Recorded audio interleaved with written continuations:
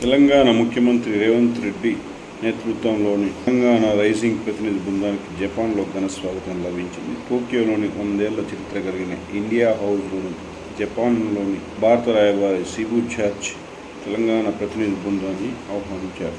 కార్యక్రమంలో తమిళనాడు ఎంపీ శ్రీమతి కనిమలి, నల్గొండ ఎంపీ కందూరు రఘువీరెడ్డి, మాజీ MP Napoleon, పలువురు అధికారులు పాల్గొన్నారు. రైజింగ్ ప్రతినిధి బృందం జపాన్ పర్యటనలో తొలి రోజునే కీలక పెట్టుబడి ఒప్పందాలను తోర్చుకుని జపాన్కు చెందిన వ్యాపార దిగ్గజం మరుబని కార్పొరేషన్ తెలంగాణ పెట్టుబడులకు ముందుకొచ్చింది. హైదరాబాద్లో ఫ్యూచర్ సిటీలో నెక్స్ట్ జనరేషన్ ఇండస్ట్రియల్ పార్క్ను ఏర్పాటు చేసేందుకు మరుబని సంసిద్ధమైంది. టోక్యోలో మరుబని ప్రతినిధులు ముఖ్యమంత్రి రేవంత్ రెడ్డిని కలిసి ఒప్పందాలు చేసుకున్నారు. మరుబని 1000 కోట్ల ప్రారంభ పెట్టుబడితో ఈ ప్రాజెక్టు చేపట్టనుంది. టోక్యో నగరంలో ప్రఖ్యాత మల్టీనేషనల్ వ్యాపార దిగ్గజం సోనీ కార్పొరేషన్ ప్రధాన కార్యాలయాన్ని ఆర్థిక సహాయ సంస్థ జైకా, జపాన్ ఇంటర్నేషనల్ కోఆపరేషన్ ఏజెన్సీతో కూడా చర్చలు జరిపింది ముఖ్యమంత్రి ప్రతినిధి బృందం.